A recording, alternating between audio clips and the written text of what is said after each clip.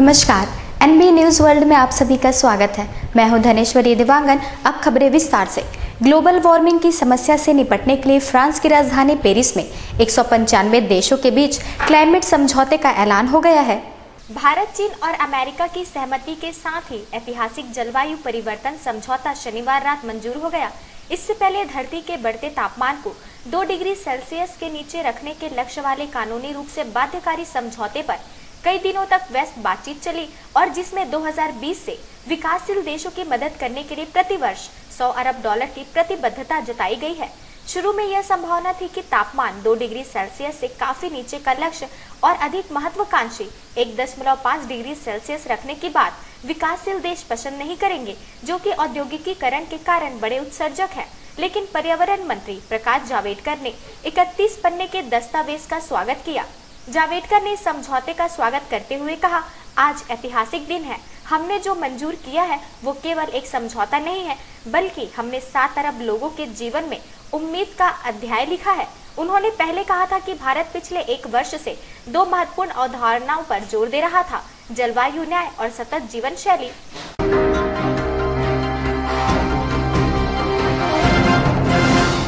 दिल्ली के शकूर बस्ती में अतिक्रमण हटाने पहुंचे रेलवे कर्मचारियों की कार्यवाही के बाद एक बच्चे की मौत हो गई। घटना की जानकारी मिलने के बाद दिल्ली के मुख्यमंत्री अरविंद केजरीवाल ने 2 एसडीएम समेत 3 अधिकारियों को सस्पेंड कर दिया। दिल्ली के शकूर बस्ती में अतिक्रमण हटाने पहुंचे रेलवे कर्मचारियों की कार्यवाही में एक बच्चे की मौत हो जाने से राजनीति गर्म हो गई है। घटना की जानकारी मिलने के बाद दिल्ली के मुख्यमंत्री अरविंद केजरीवाल ने 2 एसडीएम समेत 3 अधिकारियों को सस्पेंड कर दिया। साथ ही रेल मंत्री सुरेश प्रभु से फोन पर बात करके अपनी नाराजगी जाहिर की है। केजरीवाल ने इस संबंध में ट्विटर के माध्यम से जानकारी दी है। अपने ट्वीट में उन्होंने बताया कि रेल मंत्री को खुद इस कार्यवाही की जानकारी नहीं थी, वो भी इस घटना से सदमे में है। बीती देर रात केजरीवाल और दिल्ली के गृह मंत्री सत्येंद्र जैन ने इलाके का दौरा कर हालात का जायजा लिया और लोगों का दर्द साझा किया।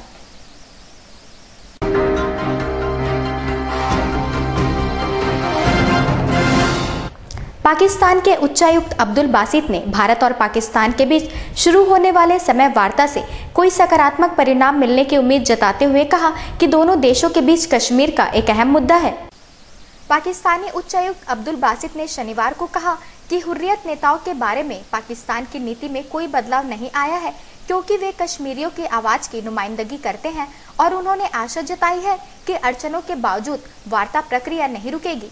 यह टिप्पणी पाकिस्तानी प्रधानमंत्री के विदेश मामलों के सलाहकार सरताज अजीज की इस घोषणा के एक दिन बाद आई है, जिसके तहत उन्होंने कहा था कि दोनों देशों के विदेश सचिव नव घोषित व्यापक द्विपक्षीय वार्ता के ब्यौरे पर काम करने के लिए अगले महीने बैठक करेंगे।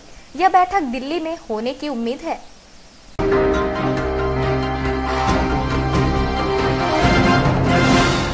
गुजरात के राज्यपाल ओपी कोहली ने दावा किया है कि पूर्व प्रधानमंत्री जवाहरलाल नेहरू का झुकाव शेख अब्दुल्ला के पक्ष में था, जबकि वो राजा हरि सिंह के विपरीत मत रखते थे और इसी बात ने जम्मू कश्मीर के मुद्दे को जटिल बनाने में बड़ी भूमिका निभाई।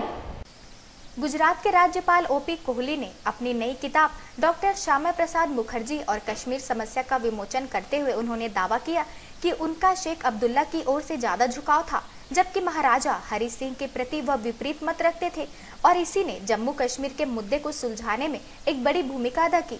कोहली ने कहा कि देश के सामने अब घटनाओं को सही रूप से रखने का वक्त और जरूरत है। उन्होंने कश्मीर के लिए श्यामा प्रसाद मुखर्जी के कार्य की भी सराहना की। इस मौके पर जम्मू कश्मीर के उप मुख्यमंत्री निर्मल सिंह भी उपस्थित रहे।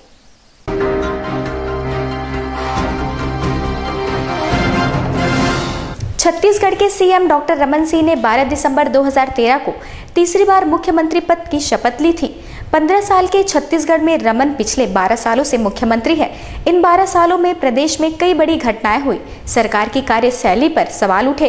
इन सभी सवालों का जवाब देने हेतु सीएम ने शनिवार को पत्रकारों से बातचीत की। सबका स्वागत है। जैसे जीएस मिश्रा ने बताया, आज आपसे बातचीत और चर्चा संदर्भ छत्तीसगढ़ सरकार के इस विकास यात्रा के 12 साल और इस सरकार में तीसरी बार गठन के बाद 2 वर्ष का समय 12 दिसंबर को पूरा होता है। 13वें साल में हम प्रवेश कर रहे हैं। आज इस आयोजन में सुबह से लेकर अभी तक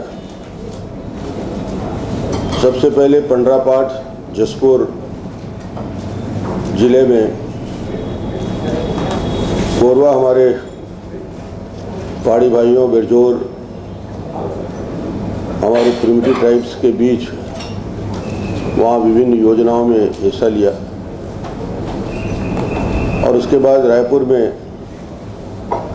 श्रम विभाग एवं अन्य विभाग के 19,000 से ज़्यादा हितग्राहियों के विभिन्न सामग्री वितरण में शामिल हुआ और आप सभी का जिन्होंने इस 12 साल की यात्रा में सरकार के प्रति, सरकार की योजनाओं के प्रति सकारात्मक भूमिका जो आपने निभाई, मैं आपको मुख्यमंत्री के नाते व्यक्तिगत तौर पे सभी पत्रकार बंधुओं को धन्यवाद देना चाहूँगा।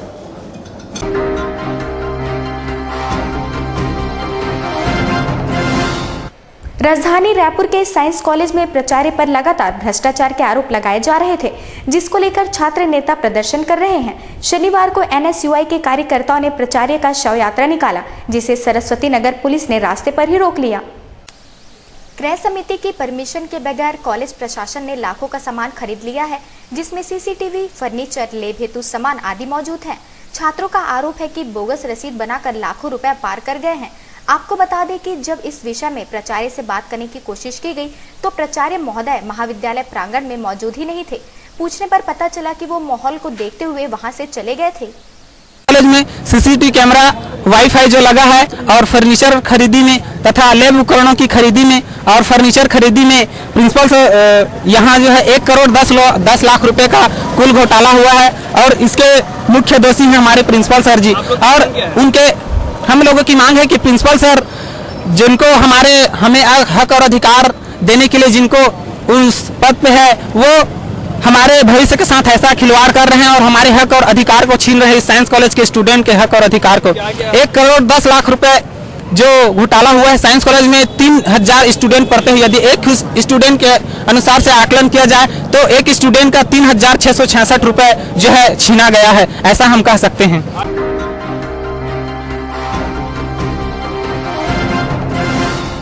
भले ही बीजेपी 12 दिसंबर को गौरव दिवस मना रही हो, लेकिन कांग्रेस इस दिन को धिक्कार दिवस के रूप में जनता के बीच रख रही है। प्रदेश में रमन सरकार के 12 साल पूरे होने के मौके पर कांग्रेस ने धिक्कार दिवस मनाया। शहर के राजीव गांधी चौक पर जिला कांग्रेस ने प्रदर्शन लगाई है, जिसमें भाजपा सरकार की नाकामियों को पोस्टर के जरिए दिखाया गया है। इस मौके पर एक सभा का आयोजन किया गया, जिसमें प्रदेश कांग्रेस प्रवक्ता शैलेश नितिन त्रिवेदी, महापौर प्रमोद दुबे, शहर कांग्रेस कमेटी अध्यक्ष विकास उपाध्याय, पूर्व विधायक इकबाल अहमद रिजवी, सतीश जैन, छाया वर्मा, विकास तिवारी समेत पार्टी के कई पदाधिकारी और स्थानीय कार्यकर्ता मौजूद रहे। आज भारतीय जनता पार्टी के 12 वर्ष का कुशासन का दिन है। एक तरफ भारतीय जनता पार्टी इसको गौरव दिवस के रूप में मनाने का काम कर रही है, जबकि दूसरी तरफ हम तमाम कांग्रेस के साथी जनता के साथ मिलकर इसको धिक्कार दिवस के रूप में मना रहे हैं।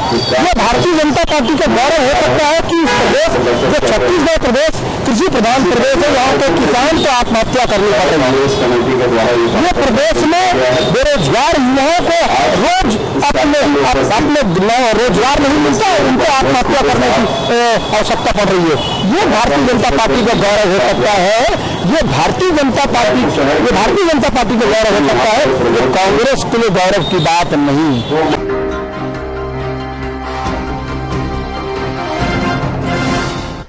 राजधानी के इंडोर स्टेडियम में बीजेपी ने अपने 12 साल पूरे होने का गौरव दिवस मनाया। इस दौरान छत्तीसगढ़ के कलाकार एवं पद्मश्री विजेता अनुज शर्मा ने लोगों का गीत संगीत के साथ मनोरंजन किया। मुख्यमंत्री डॉक्टर रमन सिंह ने राजधानी के बलवीर सिंह जुनेजा इंडोर स्टेडियम में आयोजित समारोह में राज्य सरकार की विभिन्न योजनाओं के अंतर्गत 19,673 हितग्राहियों को लगभग 45 करोड़ रुपए की सामग्री और चेक वितरित किए। डॉक्टर रमन सिंह ने अपनी सरकार के 12 वर्ष पूर्ण होने और 13वें वर्ष में प्रवेश के उपलक्ष्य में आयोजित कार्यक्रम में राज्य सरकार के 11 विभागों की विभिन्न हितग्राही मूलक योजनाओं के अंतर्गत जरूरतमंद हितग्राहियों को यह सौगातें देते हुए उन्हें बधाई और शुभकामनाएं दी। बने करे राम मोला अंधरा बनाए, बने करे राम मोला अंधरा बनाए, बने करे राम मोला अंधरा बनाए, बने करे राम मोला अंधरा बनाए। आँखी में देखे के दुख नहीं घराए, दिन रात मोर पर बराबर बनाए राम, बने करे राम मोला अंधरा बनाए।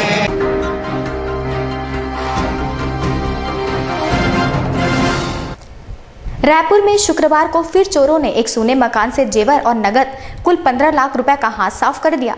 एक महीने में ही एक ही कॉलोनी में लगातार तीसरी बार चोरी होने पर लोगों में काफी आक्रोश देखने को मिला। कॉलोनी के लोगों ने विधानसभा मार्ग पर किया चक्का जाम कर अपना गुस्सा जाहिर किया।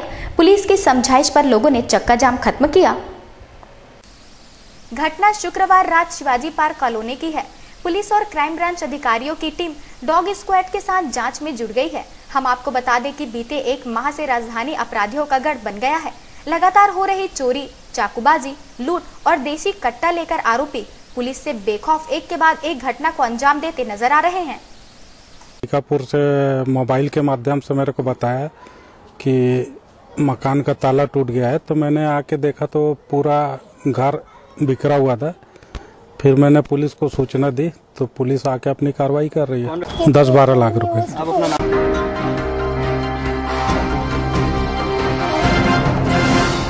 भिलाई नगर निगम से कांग्रेस ने पूर्व NSUI अध्यक्ष देवेंद्र यादव को चुनाव लड़ाने का ऐलान कर दिया है। शनिवार को प्रदेश चुनाव समिति की बैठक दिल्ली में हुई।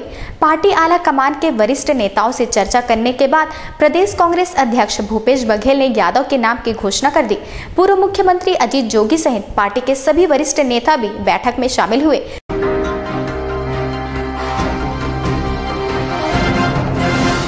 ताजा तरीन खबरों के लिए बने रहिए हमारे साथ NB न्यूज वर्ल्ड में।